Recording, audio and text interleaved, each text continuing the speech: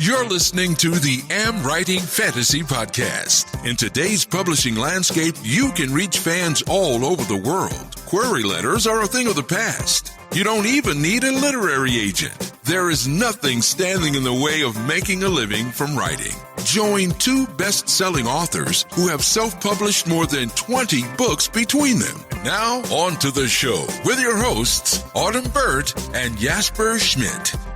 Hello, I am Jesper. And I'm Autumn. This is episode 78 of the AmWritingFantasy podcast. And today we're going to talk about what it means to be a writer.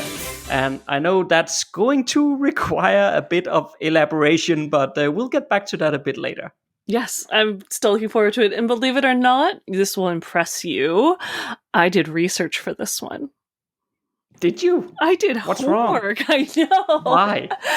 Because I don't want to go outside. No, because I like facts. I love history. I like, things tend to repeat themselves, and we don't usually appreciate it because we don't realize that, if you don't know your history, you don't realize it's repeating. So I did some digging on this one. I can't wait to share it. You usually just wing these episodes. I know. I keep preparing. Maybe we shouldn't tell people that. Oh, it's all right. I don't mind being notorious for, showing up and doing a presentation with no preparation. I'm waiting for the day that someone sees me in the audience and calls me up and asks me to do a whole hour on something. And I'm like, oh, geez, I should never have said I do this all the time. I would say it depends on, if it was me, it would depend on what they would want me to speak about. True. But I do think that certain topics I could probably wing an hour. It depends on what it is, though. Jesper, talk about maps. 1 hour, go. You would be all set. Right. So, yeah. But yes, so how are things on your side of the Atlantic this week? No, it's good. It's good. We're trying to get ready for summer vacation, obviously. So there's a lot of things going. I mean, it's still like more than a month away, but we're just I'm trying to get everything wrapped up also for our stuff. Mm-hmm. So it's been, actually just a few days ago. Well, yeah, that's the point of this recording, of course, not when this episode releases, because that's the wonders of the podcasting time traveling. Yes. We always have to be careful with the timing of when we mention things, because we are pre-recording some stuff here. Yes. But at least at the point of recording this, just a few days ago, I sent out an email to our AmWritingFantasy list, recruiting what we call typo slayers for not one, but 3, yes, you heard that right, 3 different nonfiction books for authors. So isn't that crazy? It is crazy. Oh, come on. You're sending out the emails. I sent you the files to put up the pre-orders today. So I feel like this is really happening. Yes. I'm so excited. It is happening. It is. So there are 3 of them. So just to mention, the first one is plot development, an outlining method for fiction and plot development, step by step. So there's one that is the actual plotting book that we've talked about so much, and then the other step-by-step one is the associated workbook. Yes. And then we also have a story idea book, a method to develop a book idea. So it's basically like creating a whole premise, which we'll talk about later on in a future episode, or more about in a future episode, I meant to say. But that is 3 books that we are trying to launch right leading up to summer holidays. So I don't know if we're a bit crazy here, but considering everything we have going on, I know we're crazy, but it feels so good to be getting these things so finally, after talking about them for so long, finally bringing them out. So yeah, honestly, I can't wait to release these. Yes. So they are, for the listener here, they're going to be out on the 3rd of August. But you can actually, if I do all my time traveling correct here with podcasting, you should be able to pre-order them already now, and we'll place the links in the show notes so that you can actually go and pre-order them if you are interested in these books. Excellent. Which of course we hope you are. Yes. But other than that, I just also wanted to mention, Autumn, that I finally found the time to go back and listen to episode 75, where you had Kirsten Oliphant on. Yes, that was a great episode. She was wonderful, wonderful guest. I really appreciate her time and her tips on pen names and when you really need to launch a different author platform for what you're writing in multiple genres. Yeah, and I can't believe she honestly said that she reads a book a day. She did say that. I want to go back. How I is might that have to send her an possible? email going, really? I just really let that sink in. I don't understand. I mean, How long are they? I know she has a lot of kids in the house as well. Yeah, I don't know. Maybe they're. I don't want to assume that they're kids' books, but she did say maybe she's saying maybe she meant to say she reads a book. She reads every day. Not she makes sure she reads every day, not a whole book. I don't know. Okay, but I think she said she read a whole book a day. But Yeah. that's pretty damn amazing. That's amazing. well done if that's true. Yes. Jesus. Maybe she's a very good speed reader. That would be amazing. If I could read that fast, I would probably read a little bit more because I task oriented. I get so wrapped up in things that I have a hard time switching to something else. So once I get to a good book and you're getting into that new idea and the getting really close to the climax, so that's back 2/3 basically of the novel, that's it. I'm hooked. That's all I'm doing. I'm not making dinner. I'm not writing. I'm not working on our courses. Nothing. I'm just reading. So I'm on a reading diet until we get some of this stuff done. Right, yeah, I have the opposite problem. It takes me so long to read a book. It's like sometimes I have to remind myself when I go back, what happened last time? I'm so bad at it.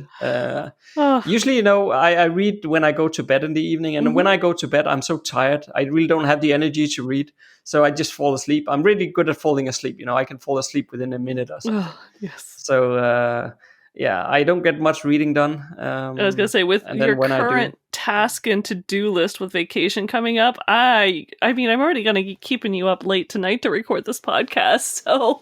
Yeah, I do. Yeah. Well, yeah. We can relax when we go on vacation, then. I hope so. You better. Yeah.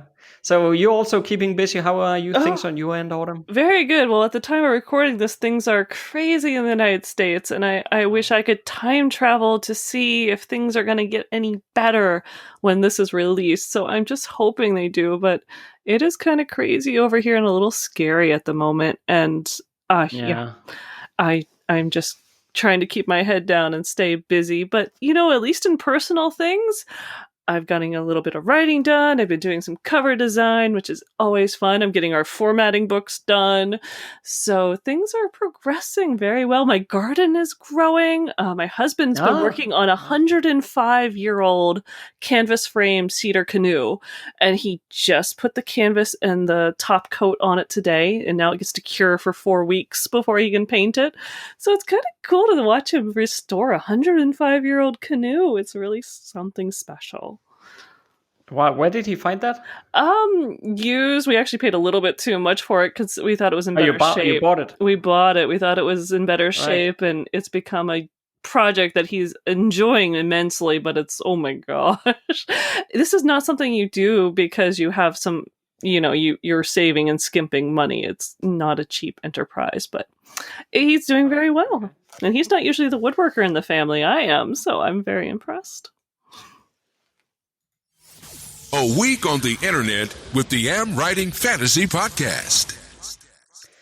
So we have a lots of interesting posts in the AmWritingFantasy Facebook group.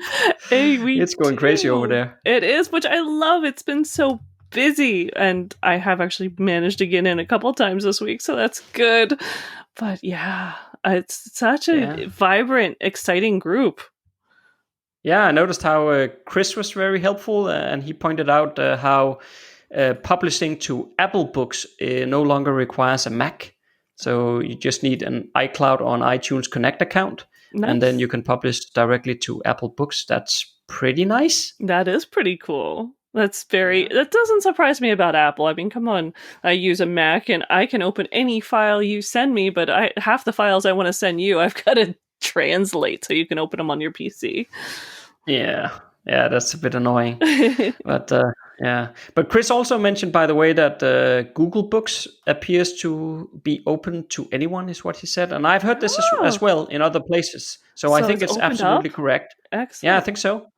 That's exciting. But of course, you and I, Autumn, we got in a long time ago, so I'm not sure if it works or not. But I guess for those listening who haven't yet published their books on Google, you can go and check it out now, and you should be able to create an account, I think. And then afterwards, hit Autumn and I up on Twitter or leave a comment on this episode and let us know if it works. I'm really curious. Yeah, definitely. It should work. They still have so far to go in the dashboard, so I will warn folks, if you're going over there, it is not the same as Amazon Smashwords or anything else, but it does work and it is nice. Yeah, I went to change the price on a book and you have to go in and go into this file, and it's just like, you can't just see what the price is on the main screen. Kind of would be useful, but anyway. It does work. It's not the best. I mean, and you have to download a sales report in Excel. You cannot manipulate it on the screen and stuff. But it's not that bad. But it's just a bit more old fashioned, I would say. Yeah, that's all right. But it works. So let us know if it is working and open to everyone. That's kind of a huge step for Google, and I guess if enough people do it, maybe they'll, tweak it a little bit more. So that'd be excellent. I once gave them the feedback that they should have bought Pronoun when that site closed down. So I kind of wish they had. Yeah, I can see. Yeah, but Jason also mentioned, by the way, that he has written 40,000 words in the last 10 days. So that's awesome. Congratulations, Jason. Yeah, that is fantastic. Congratulations. That's always exciting to see authors writing and doing well. 40,000 words in 10 days. That's pretty good. That's a good milestone. That is awesome. Yeah. Yeah. So I really like how lively and helpful the Facebook group is. So if you haven't joined it yet and you're listening here, then what are you waiting for? Yeah, come join us. Head on over to the group section of Facebook and simply search for AmWritingFantasy, and you will find us and we will let you in. Yes, and it's fun because it's everything from supportive to asking fun questions, like Hector had written, what spells would you give your antagonist that isn't too overpowered? So it's everything from pulling apart tropes to questions to support to celebrating things. So I love it over there. And on to today's topic. So you actually initially came up with this topic, Autumn, so perhaps you can set the scene a bit. What are we talking about here? We're talking about that idea that all a real writer, and real in quotation marks, a real writer does is write. And so this kind of comes up from, lots of memes and things online, threads that you'll see where someone goes up to a famous author and says, how much, starry-eyed, you have to imagine this, how much time do you spend writing every day to become such an amazing, famous author? And they go, well, I write from 9 to noon in the morning, and then from 1 till 5:30, I'm marketing. And the person asking the question goes, oh, you're not a real writer, and walks away. Right. So that's sort of where this comes from. It's this idea that a real writer writes. A real writer has a publisher. A real writer is this certain rigid thing that spends only time writing. It's a very, I feel like it's a very outdated way of viewing things, to be honest. But it surprises me because I think, at least every month, I still hear people say that. And I have to admit, I think it used to be like every week that I would hear people say, oh, writing is blah, blah, blah.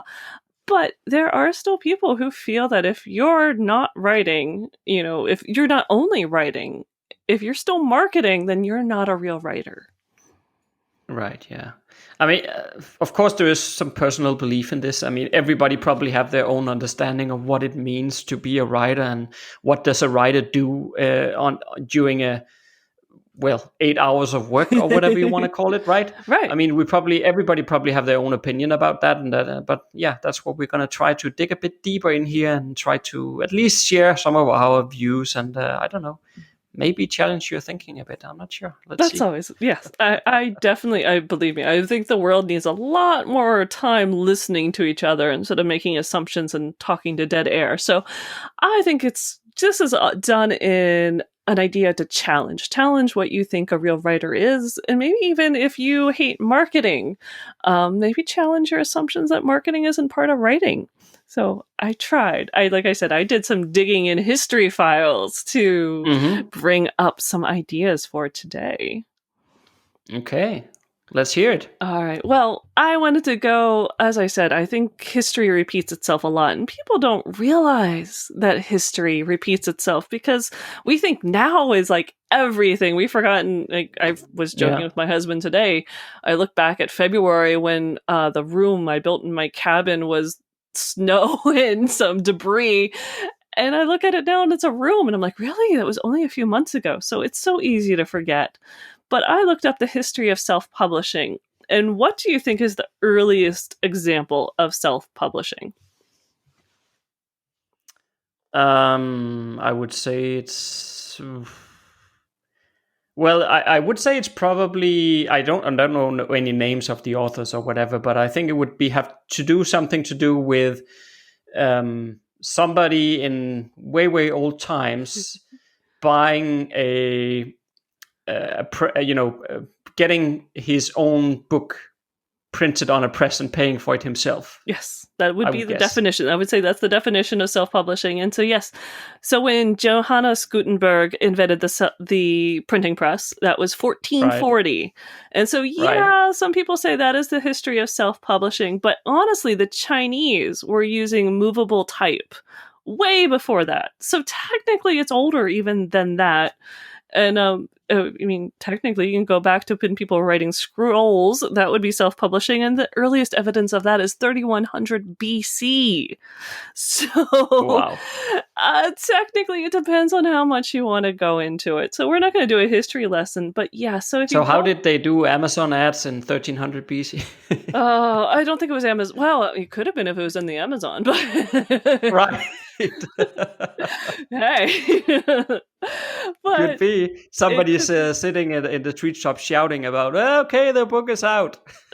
Yes, right. I'm done. Yay, read it now. Hot off the leaf. But so what are there was a time period, and it was pretty big. So in the 1800s, self-publishing was actually very typical, and they called it vanity publishing. So where do you think vanity, why did they use the term vanity for publishing? I could be wrong on this, but I think that it has to do with, it's because the author is a bit vain, that they want their own works published, and at least the connotation it has today is that self-publishing sometimes is called vanity publishing because it's a bit like it's not really good publishing. It's just like somebody wanted to put this out into the world. They probably tried to get a traditional publishing house to publish it, which they wouldn't because it wasn't good enough. So they went ahead and published it on their own. That's a bit of the stigma it has today, at least. Yes. But I don't know if that's where it originated from as well. I need a little chime, little ding. Yes, gold star for you. That is correct. Yes. It was considered vanity publishing because the author was vain and wanted to be published even though they'd been rejected. But that is a stigma even back then. That isn't necessarily true. Some people, maybe they couldn't get published, but the thing about women writers, they couldn't even own property. They couldn't even talk to publishers unless they had a male relative. And this was even in England. Right. So some of them were paying to have books published and using pen names, or anonymous was a very famous, basically meant, it was written by a woman. And so there was a lot of authors who were vanity publishing because they had no other means, but their books were good because, come on, you've got to guess at least a couple people who were self-published. Just one. Oh, guess shit, one. Now you put me on the spot. Yeah. Oh, pick an author, any author. Any author. Tolkien. Historic. You can't choose a modern one. Plato. Oh, I didn't go back that far. That's not fair. All right, I bet he has self-published something. I bet he did too. I'm sure the Greeks were really into self-publishing and we just don't appreciate it. But some of my favorites, I couldn't believe this. John Locke was self-published. Nathaniel Hawthorne, Martin Luther, Marcel Proust. What are some of the works that they have published? Those people? I'm not even going to go into them. But how about some really good ones? Walt Whitman, The Leaves of Grass, In fact, Walt Whitman is considered the first one who discovered author branding. He sold The Leaves of Grass based on his rather notorious lifestyle and who he was. So, Really? yeah. I didn't actually realize that he was so scandalous. It was kind of fun to read. Very salacious. Okay. I now have a new appreciation for The Leaves of Grass and might have to read it again. But to the paragons that I could not believe were self-published were Emily Dickinson and Jane Austen. Jane Austen. Okay. I mean, she is second to Shakespeare in sales and notoriety, and she self-published in her lifetime. So that kind of says something about what self-publishing is. So self-publishing's been around a long time. So that's only part of this question, though. The question is, what does it mean to be a writer? So these authors were self-published.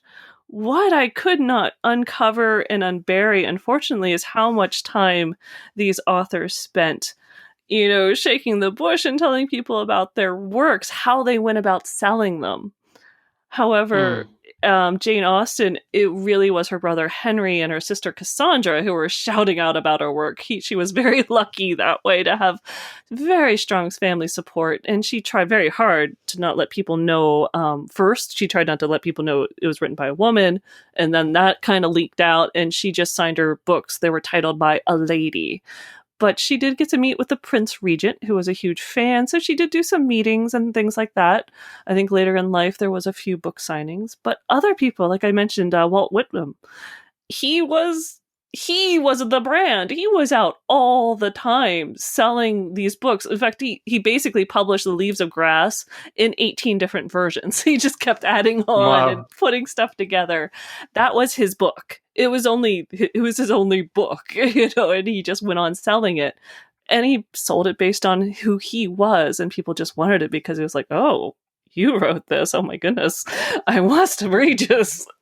So I just found it so fascinating to read through some of this history of some of these paragons, people we never, it would be like reading this and finding out that, Emerson, actually Benjamin Franklin self-published. A lot of these people published, and they would do adverts in the local paper. They would do book signings. They would go to the societal dinners and bring their book and be like, well, I wrote this. So they do a little reading in the polite society rooms and try to get people to spread the word. I mean, this was the early social media of going to these dinners and spreading the word about their books. And these are people that we just think, oh, it's Jane Austen. Of course she did well. But no, she had to shake the bush. Oh, they all start from somewhere. Yeah, you all start from somewhere until you get to be known. So I did really find this fascinating that there is a huge history of being not only self-published, but writers having to do a lot more and a lot of heavy lifting than just writing. Yeah, absolutely. But also even a modern day example, J.K. Rowling self-publishes her ebooks versions of Harry Potter. Right? I actually didn't know that. See, I didn't bring up to modern. That's exciting. Yeah. So she didn't want to sign away the rights for the ebooks because it earns so much money, right? So she held on to those rights herself. Oh, good for her. And she self-publishes the Harry Potter books as ebooks, and then she signed a contract for paperback and hardback and whatnot, right? So that's excellent. So she owns half the rights herself and self-published those. That is fantastic. I wonder if she owns I assume there's audiobooks. There has to be audiobooks of Harry Potter. Yeah, for sure there is. I think that's with a publishing house, but I'm not 100% sure on that, but I think it is. Well, considering how, I'm sure she would have had the money to hire somebody, but considering how difficult and time-consuming of a process, she can do whatever she wants. Yes, I think she is one of the richest women in the world, so I think she's doing fine these days. Yeah, indeed. Well, actually, I also found a quote that I was thinking about for this podcast episode here. So I was thinking to maybe just share it and then follow on with a bit of my thoughts, because it goes into this entire topic here. Excellent. So this is a quote from Ray Bradbury. So it goes like this, quote, if you simply define a writer as someone who is writing, clarity sets in. You're truly a writer when you're writing, and if you don't write regularly, don't pretend to give yourself that title. Start writing more. For me, the key is and then that's end of the quote, right? And then what I wanted to say is that for me, the key is in that word regularly, because I can agree to that part. I mean, if you want to be an author, that also means that you have to put your butt in the seat and write. Yes, that's very true. At the end of the day, we're only authors if we write stuff. So I would say, only writing is writing. Marketing is not writing. Social media is not writing. Only writing is writing. However, that does not mean that none of those other activities isn't a part of being an author. And I think for me, that's where the distinction lies. Because I like that. You also have to do marketing. You also have to do social media and all those other things. So as you said in the beginning of the episode, or beginning of this section, Autumn, when somebody was asking like, so how much do you write? And then if the answer was, well, I write in the morning and I do marketing in the afternoon, and then people would say, well, then you're not a writer. I think it comes from stuff like this, that there is this kind of thinking that, well, writers only write, and if you do anything else, then you're not a proper writer. Maybe there's a bit of thinking as well that, well, if you're a proper writer, your publisher will do all those other things for you.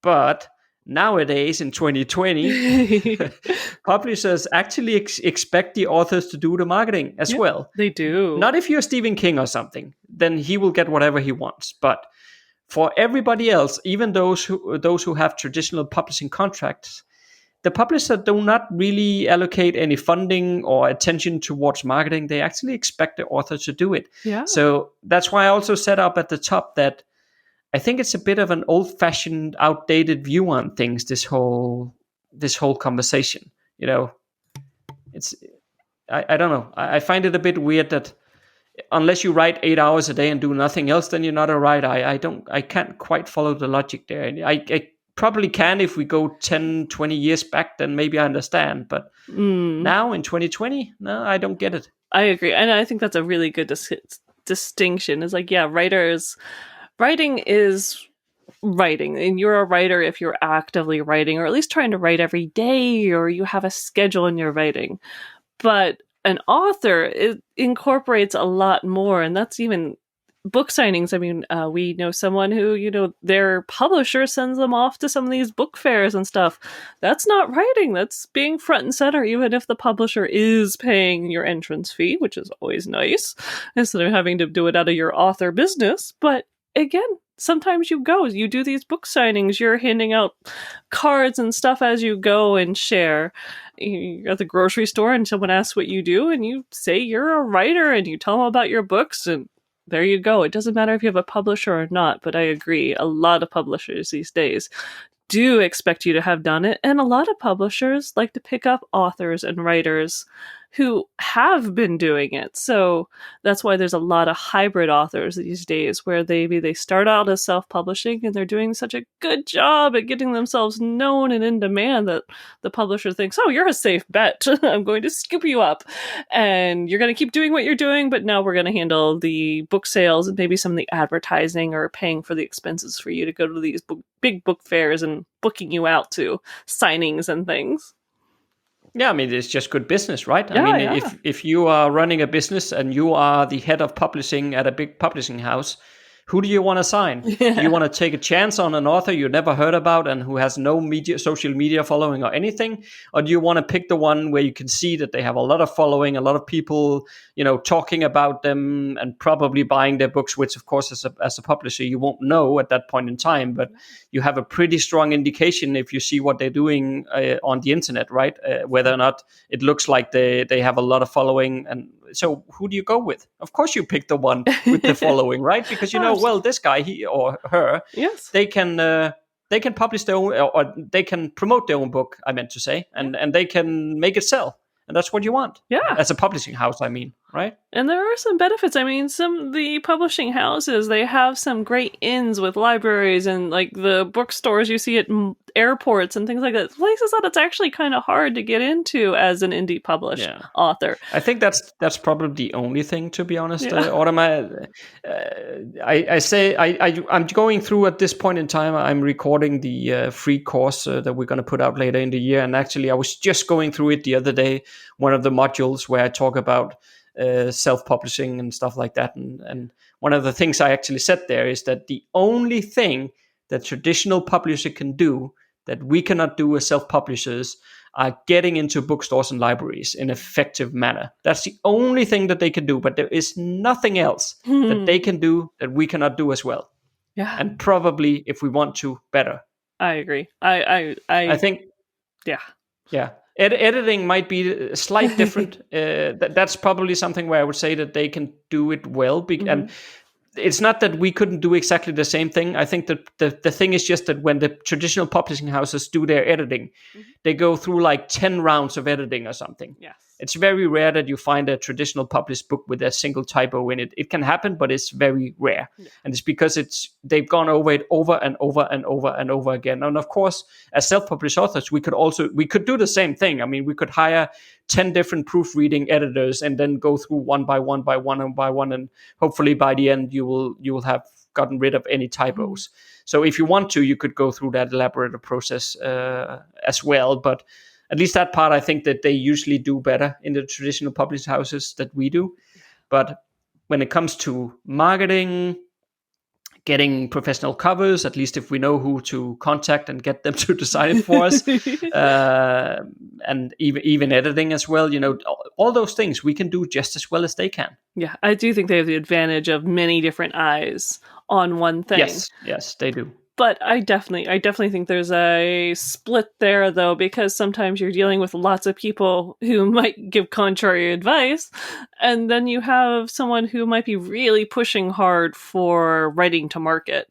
And I've heard stories of authors being really conflicted with getting an offer of it sounds like a really good deal, you'd be with a real publisher, but, they want to switch this character and they want to do this, and it's probably still a very good book, but that's really hard if you're coming from a creative. I love being in charge of all my creative inputs, so that's as our one guest Holly had mentioned about her and her writing partner Angelina, they were creating a world together, but they're both writing their own stories because they're both a little too controlling to want to share the same book and the same characters. Okay, I thought that was kind of adorable. It's very honest. Yeah, absolutely. Yeah. Well, it's not always. You need to find somebody. If you're writing something together with somebody else, you need to find somebody who your way of writing and your way of thinking and your way of working matches well with, right? So otherwise, you're gonna get sort of conflicts about things. So it's we actually talked about that in a past episode about finding somebody to write with. So go and search for that if you're interested. Absolutely. But you said something earlier, Autumn, that triggered something in me. Oh yeah. Because there is also this whole debate about what is the difference between a writer and an author.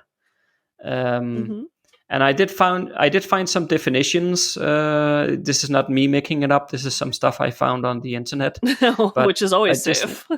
Yeah, exactly. The internet is always telling the truth, no matter what. You know it, Autumn. That's the way it is. All right. It never lies, and everything you read is true. I believe everything you say. Yes. But I found this this way of wording it. And I thought I would just share it because then I want us to talk a bit about what we think about it afterwards. Okay.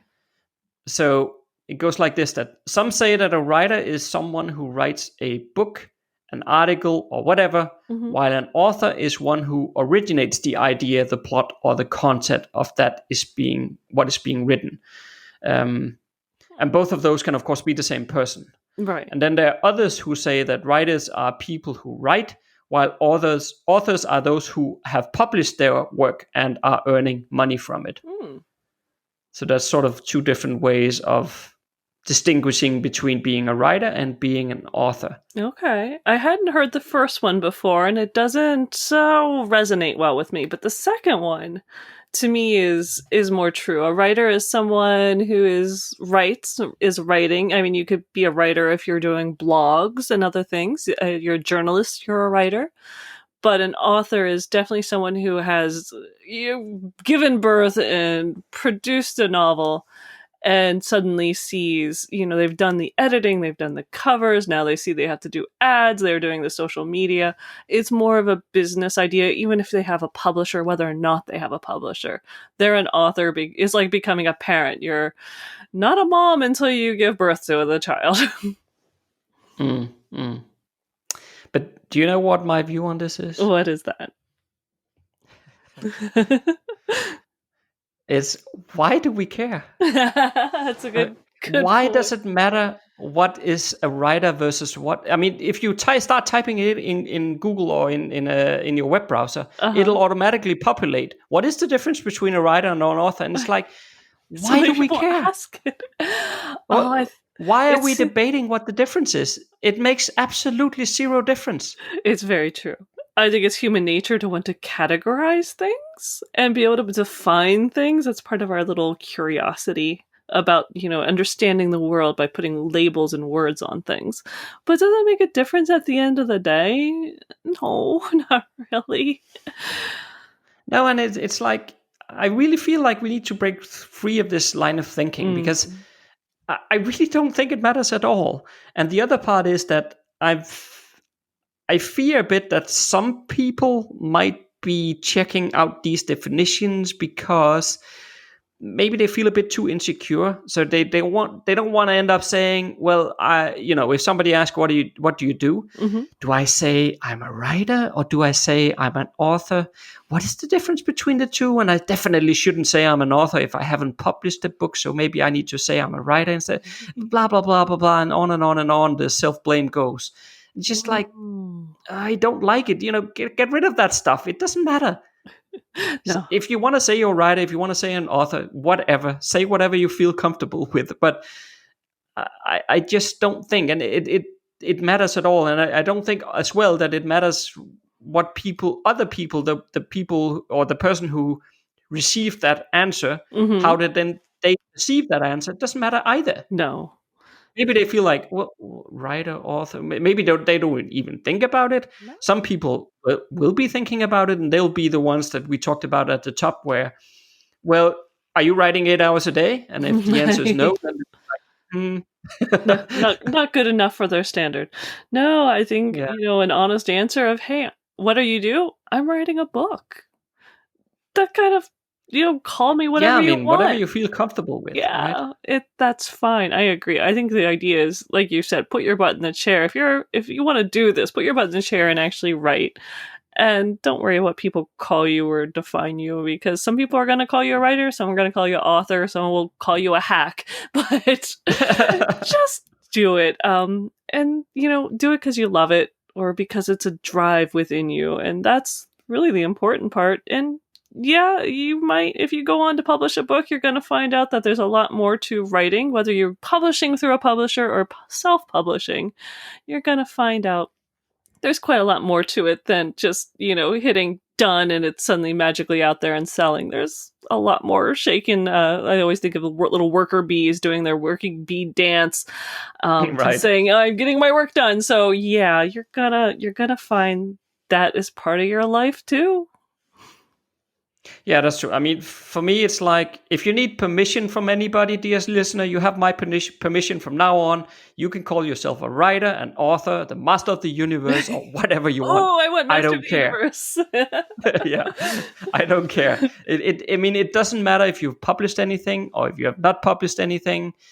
If you want to call yourself a writer or an author, do so. I think that the only thing that matters, as I said earlier on, is that you write on a regular basis. Whether you're published or not doesn't really matter. If you write on a regular basis and if you're committed to that, in my view, then you are a writer. I like it. I agree with it. And I think that's where we should definitely end on that note that, yes, if it's good to call yourself a writer, call yourself an author. Don't don't deny yourself that if that is what you're doing and that is what's in your heart. Yeah, and I actually find just one more quote, which I think we can finish off with then. We both did our homework for this one. I'm so proud. Yeah, it's amazing, isn't it? When you put in the effort, something happens. It's amazing. But this one is from Ursula K. Le Guin, and I quite like it. So are you ready, Autumn? Yes, absolutely, from Ursula. Okay, quote. You may have gathered from all of this that I'm not encouraging people to try to be writers. Well, I can't. You hate to see a nice young person run up to the edge of the cliff and jump off, you know. On the other hand, it is awfully nice to know that some other people are just as nutty and just as determined to jump off the cliffs as you are. You just hope they realize what they are in for. End quote. Oh, I love it. That's why I love her. Isn't that amazing? That is amazing, and that is perfect. So yes, I'm so glad. I'm glad for the internet some days, because I've met so many people just as crazy, if not a little bit crazier, which is hard to do, than me. So, yeah, I love it. And I like the core message in at least the way I read it or hear that quote is also that if you want to be a writer, you know, there is a million things that you could do that will earn you an income 1,000 times faster and 1,000 times easier. Mm-hmm. So if you really want to be a writer, and you have to be a bit nutty if you really want to go through with this. So, you know, as she says, she just hopes that they realize what they're in for. Oh, yeah. And I think that is such a good message, you know, that try to go in, and if you're listening to podcasts like this one, you are going in open-minded already. So that is great. You are already enlightened as you enter on this journey by listening to a podcast or reading blog post or whatever you may be doing, learning about writing. But I like the core message of that you can't tell people that they should be writers. You know, if they want to be writers, they want to be writers, and then hopefully they just know what's going to hit them. That's a very good message, and I agree. You know, any bunch of people who doesn't mind having characters talking in their head, and the spouses and significant others of all those people who talk to their partners about the people who are talking in their heads and don't end up in the lunatic asylum. It's good. Indeed. All right, so next Monday, and if all goes well, Autumn will take a break, and I will have a great interview lined up for you about self-editing.